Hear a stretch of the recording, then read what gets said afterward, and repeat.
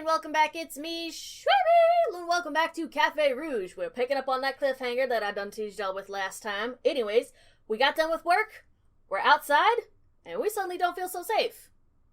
Let's see what happens. Pray to God we don't get it in the middle of the night.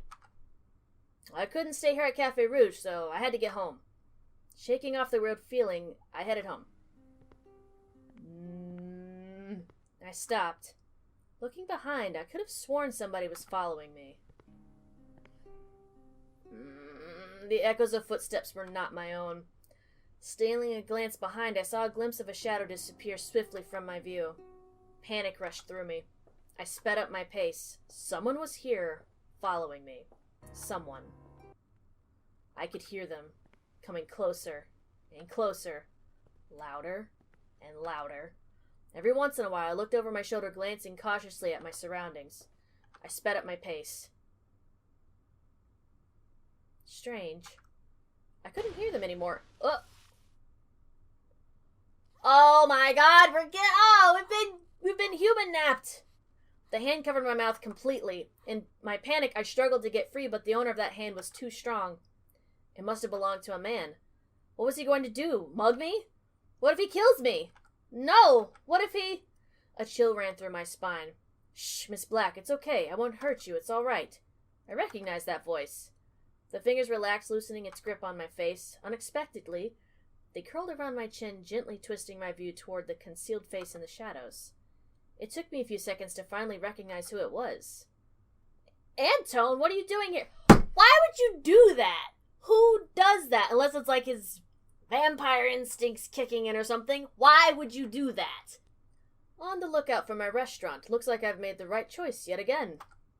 Oh, thank God. I thought somebody was following me. He didn't answer for a long moment. On the contrary, Miss Black, I think someone is. Oh. The blood drained from my face. What are we going to do? My voice shook. Almost immediately, his long arms surrounded me, pressing me gently to his chest. He planted a kiss to my forehead as if he was trying to reassure me. You'll be fine. Just stay with me. I'll walk you home, and... He patted his side pocket. I have my good friend Jefferson here with us. His words confused me. I took a closer look at his pocket, only to freeze in shock. You have a gun? Don't say that out loud! I get it, you're 16, but God, woman... Just a Glock. Just a Glock. You can do much damage with just a Glock. Have you not played GTA 5? Antone smiled reassuringly down at me. Are you crazy? You brought a freaking gun? Do you know how dangerous that is? He's a vampire. He's way more dangerous than a gun. I'm just gonna let you know that right now. He didn't answer, surprised by my reaction. A chuckle escaped from his lips a moment later. Not a conservative. You brought a gun! I can't believe you own a gun! You're crazy! Miss Black, I don't think now's the best time to discuss about our different views on politics. That was a weird thing to sneak in there, but okay. Out of nowhere, a large hand grabbed my neck from behind. Wait a minute. Isn't Antone standing right there? Where is this other hand coming from? I screamed. That was a good scream. I screamed, and my air was choked off. Antone rushed past me in a blur, and in a moment the hand released me. I collapsed to the ground with a thud. 2 gunshots sounded loudly in my ears, but I was too concerned about getting my precious air back, breathing in ragged breaths. Before I could see what was happening ahead, Antone rushed back to me and grabbed me by my waist. What? We're running. Running? My feet were barely on the ground. Here, take this. He practically shoved the gun into my hands. I was going to ask him to put me down in a few inappropriate gestures, involving my hand and his face, but you know what? Now wasn't the time. I didn't want to die. I can't use a gun, are you crazy? You know, I really don't think it was true, but maybe all blondes are dumb blondes after all. Do not say this to someone who is saving your life, is your boss, and is a vampire. That's done shoved a gun into your hand. Jesus. Isis is adorable, but... Jeez, Yeah! I can't really do that scream. Yeah! Screaming, I pulled the trigger 3 times. The culprit was only a few feet from us, and even though I missed all 3 shots, thank God I slowed him down. Okay, you're right. Guns save lives. I could hear him chuckle. Out of nowhere, a dark figure ran into Anton, knocking him over. It knocked the wind out of him, and he dropped me, letting me fall to the ground with him. In my quick thinking and short distance, I shot the culprit in the leg. The figure collapsed to the cement walkway, cringing in pain. This time, I was the one dragging him. Come on, Anton! It was hard, no, impossible for me to even lift him. But in no time, Anton got up again. Even so, it was too late. Trapped by the wall, we both stopped as 2 more figures emerged from the dark. Anton yanked me behind effortlessly, spinning me, pinning my back to the wall. His back was to me, concealing me almost completely from their view. Hello, gentlemen. Lovely evening, isn't it? May I ask your business here tonight? We have no business with you. Just give us the girl and we'll leave. Now, gentlemen, let's behave, shall we? We have a lady present. Shut up! You want this to turn into a blood brawl? You ain't gonna win. Hand her over and we won't rip your face apart. Well, such a shame. I'm afraid I can't do that, gentlemen. Oh, sorry. Well, one of them is a girly guy. I don't know what to tell you. Cowering from behind, my eyes darted back and forth between the 3 men. As if sensing my fear, Anton reached his hand out to my face from behind, covering my eyes, and whispered something barely audible enough for me to hear. Close your eyes and cover your ears. Everything's going to be all right, you hear? Lips quivering, I could only give a small nod. I shut my eyelids tight and buried my hands over my ear holes. A moment later, I could feel his back leave. Anton? A snarl sounded and then a blood-curdling screech. I could still hear them, and I cringed against the street wall whilst it started. Limbs crashed against limb, and the horrible sound of ripping flesh sounded in my eardrums. And then that same familiar stench of rusting salt reached my nostrils. I dared to take a peek, lifting an eyelid. Oh. His face was untouched, perfect and pallid like porcelain. But the sight of the blood dripping down his face startled me, and I couldn't help but cower from his sight. I could feel my consciousness leave me as the stench of blood finally reached my nose. It was all too sick, too horrifying, and too bloody. I would think even if she didn't take a peek, the smell was definitely going to knock her out, because she knows what it is. Something soft was caressing my cheeks. Yes. The black was fading away, and the light of the office greeted me. Finally. I was laying on the red sofa, and Anton was over me, dabbing my forehead. The scene was so different from what seemed to be seconds before, the cold, bloody streets of the night. What happened? You fainted, silly goose, and I brought you here. You have a cut on your cheek. He continued to dab my face, brushing away some loose strands from my eyes. Anton looked so different from earlier, his hair now combed back and the blood gone, wiped clean from his face. So different from that fiend, that vampire. To be fair, even humans have their own masks that we wear, you know what I mean? Sorry, I must have looked like a vile Yankee leech, didn't mean to frighten you so. Yankee? Ah, never mind. It's a jaded term for those in the New England. Yeah, and it's one of my favorites. His fingers reached out hesitantly as if he was scared to touch me. Not that it mattered at the moment. I had lots of questions. You know, who was I feel like he won't answer no matter what I pick. Because we know what happened. We were being followed. Anton came out of nowhere, saved us. And then I'm assuming he killed them. So let's see if maybe he'll tell us who was following us. Were those people all... Yes, vampires, all 3 of them. I looked down, pondering. What did they want with me? It didn't make any sense. Why were they following me? Anton paused. His red eyes trailed to mine. Once again, he was staring at me intensely, like he was in deep thought. I couldn't help but flush. Miss Black, may I ask, have your eyes always been green? What? Yes, I was told I was born with green eyes. Well, it's complicated. I had an accident when I was 13, and I can't remember anything before the accident. But my parents have old family photos of when I was a toddler. And yes, my eyes had always been green since I was little.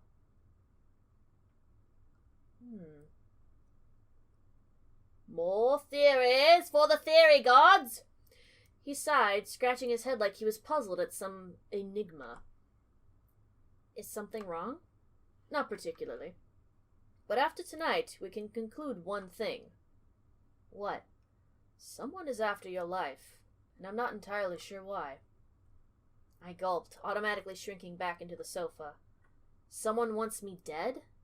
But why? Are you sure? They weren't just some vampires who wanted to drink my blood? Did you forget how they pointed you out so distinctly? They wanted your life, not for themselves, but for someone and somebody. I shivered. Another chill ran up my spine, and I could feel my face go pale. Anton must have noticed as he quickly changed his demeanor and softened his features. It'll be all right, Isis. His voice trailed off. Waiting for him to continue, I watched him distract himself again, dabbing my face with a towel. I'll walk you home just to be safe. At last, the house came into sight. Thank you. I turned around to say my thanks and goodbye, but Anton was already gone. Another day of school, huh? My hands reached over to my bedside table. Eh? Where's my choke? Oh, she's not wearing her choker! I searched my bed, my desk, under the bed, under the desk, the entire room. This can't be happening. Where is my heart pendant? Did I leave it at the cafe? What if I dropped it last night while running? I crawled out from under my bed, only to hit myself against the hardwood piece of furniture. Ow! Ugh! I couldn't worry about it now. I needed to head to school. Okay, another day of work, huh? Hopefully I can find my pendant. I'd be asking as soon as I got there. The kitchen was empty, except for Aldo and I, and the hundreds of unclean dishes and pans stacked up in a heavy pile in the far corner. Clean up. I might as well. Slipping on my apron, I got ready to scrub, except... Where was the sponge? Come on, Errol, just a little bit. One more round. No, you can just leave me alone, Demi. You always do this. Can't you see I'm busy? Jesus, we've been through this already. The two men came in knocking over the pile of dishes and pans, and everything came tumbling down on me. Excuse me? This is not a fun house. This is a place of work. How dare you come in here and just scatter all of my dishes? How dare? I ducked my head, closing my eyes. One huge pan hit my back, and one bumped onto my head. Fine, we'll put it on my tab. You still owe me $50, though, from that other time. Are they not paying attention? How dare? Gambling? I shoved the pile of dirty dish debris off me, shooting a glare at the main culprit. Demi continued to laugh till he caught my eye. Oh, hi. Didn't see you there. Should we honestly talk back? Because he's technically our A supervisor. Just give the cold shoulder. Whatever. He's been a jerk this whole time anyways. I pursed my lips, ignoring him. Demi walked off, leaving through the back door to the stairwell. Moments later, the kitchen door creaked open. Diane stepped inside. Can anyone give me a hand on the stage? Just one person's enough. I eagerly volunteered. I can. Thank you, darling. She's so cute. My fingers fumbled with the wiring of the microphone system. Could you, repeat that again, Diane? I'm still confused. Oh, don't worry. Here, let me show you. Tomorrow night was one of the rare nights the cafe hosted a jazz show. Ooh. A big-name band's coming over for a performance here on Café Rouge's stage. Diane wanted me to help her set up the electrical equipment. There. Perfect. Testing. My voice echoed throughout the dining hall and stage arena. Yep, the microphones were working now. Oh, I forgot one more thing. We need some corks. Gotta fix some table legs. Could you go look for some in Anton's office? Sure. Why do they keep sending her to the office? But maybe Chris has some too at the bar. After all, he is a bartender, so he must have some leftover corks from all the wine bottles he's opened. Let's find Chris. Because that makes more sense. Why would Antone have him in his office, you know? Chris! Silence stretched across the room and bar counter. Was Chris really not here? I waited another 5 to 10 minutes. Guess I'll have to go back empty-handed. No, just go to the office. Sorry, Diane, I couldn't get anything. Oh, I guess the customers can survive with uneven tables. It's fine, dear. She patted my shoulder reassuringly. Let's have a toast. I'll get the drinks. To a job well done. Hours passed. Diane and I continued to work on stage, preparing the tech equipment. Could you bring the empty glasses to the bar? Chris can clean them. Oh, sure. But Chris wasn't at the bar. Well, maybe I could just leave them there and let him deal with it tomorrow? Arriving at the bar, I smiled in quiet surprise at who arrived. Chris. Well, he's a bartender. I don't think he would be there all day. Chris! Oh, hey, Isis. He was cleaning the bar counter with a rather greasy-looking towel. How are you? Didn't see you all day today yet. Aw, you should visit the bar more often. I'm here all day, every day. Huh? All day?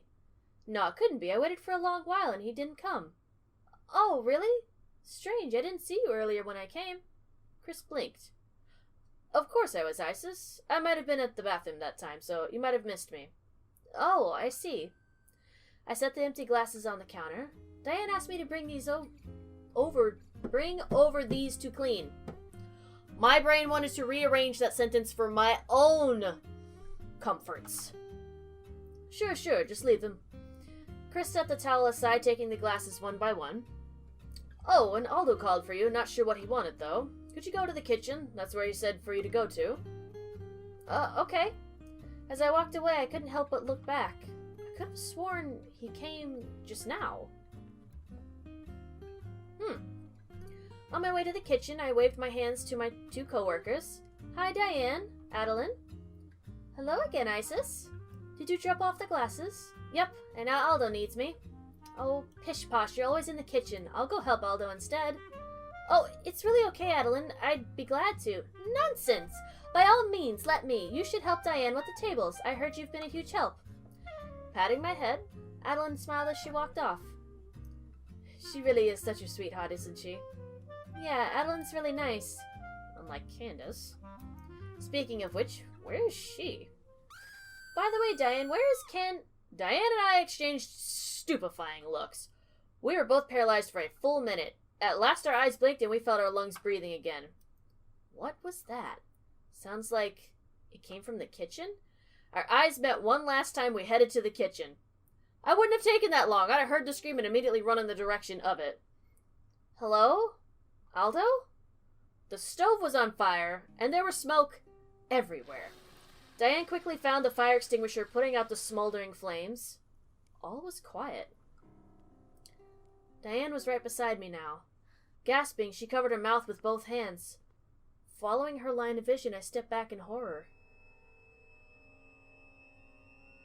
Adeline and Errol? I covered my mouth, staring at the two bodies. I was about to faint from the familiar scent of rusting salt. Adeline was badly burnt, and Errol was sitting upright with a long butcher knife through his chest. Both still and dead. Oh God, we need to call the police now! Nodding, my shaking fingers fumbled into my pocket, pulling out my phone. 911? No, give it to me, dear, let me. I handed her the phone. Soon after Diane dialed, she was rambling into the phone too fast for me to keep up. I don't think they would call the regular officers. If they are all vampires and she's the only human, it'd probably be the vampire authorities that she needs to get a hold of. I looked away, trying not to grow faint. There was nothing for me to do but wait. I wouldn't wait in the room. I would exit the room. Everyone was gathered in the dining hall. Antone was talking to the vampire authorities. There you go. Policemen outside, while we were all gathered here away from the crime scene. Diane comforted me, wrapping me in her arms. A few times I was on the verge of tears. It was all too horrifying. Demi sat alone, his back to us all. Aldo was shaking, but I wasn't sure why. Yeah, I was about to say, did Aldo do that? Because it's his kitchen. We just called to look for him. There's so many suspicious things going on right now because it's Aldo's kitchen. Where was he? And then Chris had disappeared for a little bit. But that scream was so recent. Know what I mean? Candace sat not too far from us, quiet in her own surprise. And Chris paced along the carpet floor, back and forth, with a troubled look carved on his face. It wasn't before long the familiar echoes of footsteps reached the dining hall. We looked up to see Anton walking toward us. So, Errol lost his sanity due to his depletion in blood, attacking Adeline, who used a knife in self-defense against Errol. What? That's a bit too convenient. How did she catch on fire? And Errol seemed just fine, didn't he? In her misfortune, the oven exploded, knocking her unconscious and burning her to death, while leaving Errol bleeding to death with a knife in his chest. A tragic accident of 2 innocent lives. Or so the police report rules. His eyes narrowed, pointing an accusing look at Demi. You're all dismissed for today. Anton's footsteps echoed throughout as he left. None of us moved. We all knew it wasn't an accident. Looking around the room, suspicion grew as we all exchanged accusing glances with one another. Of course, to be expected. Someone here was a murderer, and that someone was here today at this cafe. But who? And why? Time to go home. And we didn't even ask about our pendant. So much is happening. I had a nightmare last night. A very scary one. I couldn't remember what it was about, but it left my chest with a heavy ache. I hate those kind of dreams. They suck. School ended. I know where I needed to go. I really didn't want to. Was it fear? Was it my cowardice? I couldn't run forever. None of it made sense. Adeline and Errol were just 2 everyday employees, with the exception of being vampires, working at the cafe. They had no enemies at the cafe, so why would the murderer kill those 2? Unless... Then it dawned on me. What if the murderer didn't mean to kill those 2? What if the stalker following me the night before was related to this? What if the murderer was actually trying to kill me instead? I needed to investigate. Who? What? Alright. I didn't realize we suddenly became Sherlock Holmes. Alright, I think if anybody... Chris and Aldo definitely we need to talk to. Let's go talk to... Aldo first. I should talk with Aldo last. He might give me something to do that'll take up the majority of my time in the kitchen. So why would you give me that friggin' option? I haven't talked to everybody yet. Alright, fine, let's go talk to Chris. We'll save Aldo for last then. Chris? I entered the empty room. Nobody was here and I was all alone. Nothing seemed out of the ordinary, except for the smell of something very greasy. Isis. Hey, sorry, was at the restroom. He walked over behind the bar. What can I do to help you? I was actually wondering, do you know anything about yesterday's accident? Chris paused in the middle of wiping a glass, perking up his brow. Suddenly he started laughing. Playing detective now, are we? Well, I'm just trying to help. Well, I'll tell you what I know. The last person Errol was seen with was Demi. They seemed to have a fight over some sporting bet on a football game. It didn't really seem that hostile, though. They were smiling and jovial and whatever. If you ask me, this isn't the first time Demi got upset over his gambling antics. Oh, well, I mean, gambling... Okay, possibly it could be Demi, considering how he treated Isis, like, the first day, yanking her and being just a royal douchebag. But I don't really foresee him playing a murderer. As for Adeline, well, I'm not too sure on what happened with her. Aldo must have had another oven malfunction. Her death might have been the real accident. Alright then. I mean, if it's the oven and it's catching Aldo's hair on fire, maybe upgrade. Know what I'm saying? Of course, Demi seems a likely suspect. He never really liked me, so what if he tried to? I should go ask other people. Alright. Let's talk to... You know what? I don't even want to talk to Demi. But we have to save Aldo last. So... And I really don't want to talk to Candace. Let's talk to Diane. We'll talk to all the nice people first.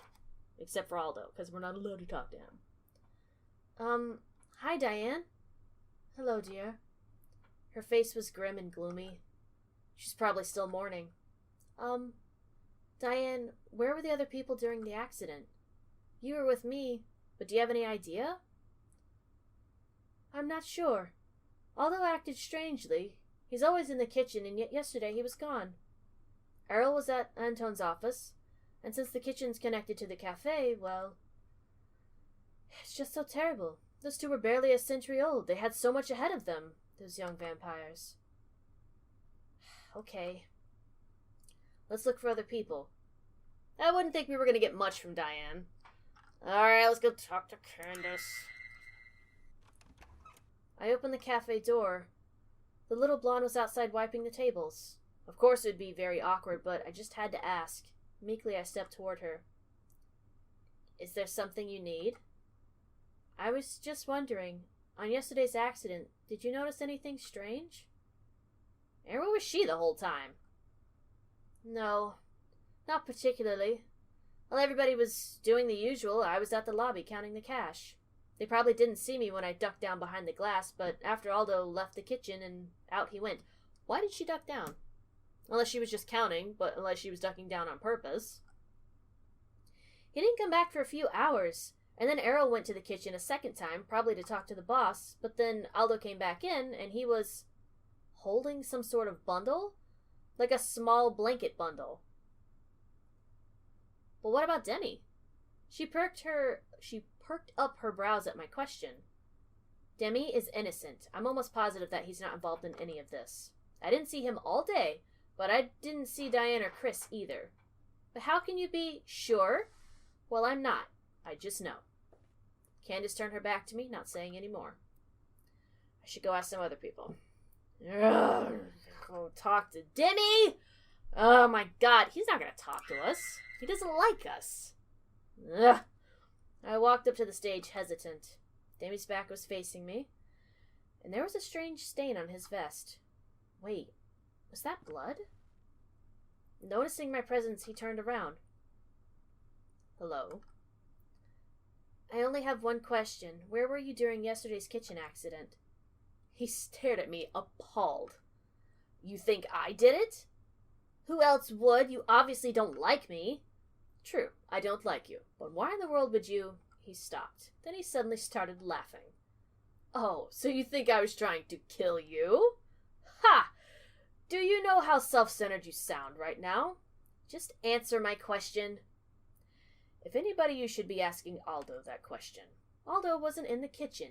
His kitchen when it happened. Demi shot me a glare before he turned tail and left. You too, Demi. I don't want to hear it. Alright, let's go talk to Aldo. What is this bundle? Granted, I could foresee him going out and getting, like, some ingredients that maybe we're short on or whatever, but he did seem fidgety. You know what I mean? I don't know what that was all about. I entered the kitchen. Aldo was where he usually was, and the bloody scene from yesterday gone, cleaned up and spotless. Laura and Miss Isis. Hello, Aldo. The silence was really awkward. Everybody thinks it's my fault that I'm... Aldo? A murderer? Looking at his face, I could see no trace of ill intent of any kind. You didn't kill anybody, Aldo. What? I don't see what you could have gained. You're just an honest chef, passionate about his passion. Cuisine. Returning to his old self, Aldo grinned, ruffling my hair. He patted my shoulder like a heavy burden was lifted from him. Still, I couldn't help but feel he was hiding something. I mean, he did just have a super flushed face. What was that all about? And what is this bundle? Explain thyself. Ah, let's just forget about it. We must make cuisines today. Cannoli for tonight. Cannoli? Yes, now quick, before cream goes bad, we must bake. I've had a cannoli within, like, the last 5 years, my first one ever. It's okay. Not overly sweet or anything, it's okay. The cannoli looked delicious. Oh, how I wanted to eat one myself right now. But no, I must resist. Must resist! My, what a dandy-looking dessert. I whipped my head around. Oh, hi, Antone. Hello again, Miss Black. He walked around me, observing. Unexpectedly, I saw him reach out his hand toward a piece. Quickly, I swatted the hand away. What are you doing? That isn't for you. It's for the customers. Antone stared down at me, surprise clear on his face. A moment later, he smiled. You cheeky little girl. You have the audacity to tell me whether I can eat in my own restaurant. Just because you're my boss doesn't mean you have any right to free food. You must earn it, like we all do. Whoa! Get him! Anton laughed, his chuckle reaching my ears. It was hard to suppress my own grin hearing him like this. Our eyes locked into place. Neither of us could turn away as we both looked at each other. His red eyes pierced mine, but what struck me off was how he looked at me, like he was as hypnotized as I was. Was there an inkling of emotion he felt that exact same as I did? Suddenly he broke off the trance, looking the other direction. Would you mind coming to my office? There's something I'd like to speak with you about. He smiled down gently. Is it about yesterday's? Yes. Our eyes met. We were thinking the same, that last night's accident was connected to those pursuers prior to 2 nights ago. Shall we? We indeed will! On the next episode, how you liking these cliffhangers? I know, they're mean AF, but this got intense. Like, holy crap. Totally hooked. And I don't know if it's actually anybody in the cafe. I think it's whoever's attached to the pursuers, but we will find out in the next episode. Thank y'all so much for watching. If you loved it, don't forget to hit that like button. Let's hear them. Detective Shweebe is on the case. Battle cries. Woo! Yeah! I'll see you guys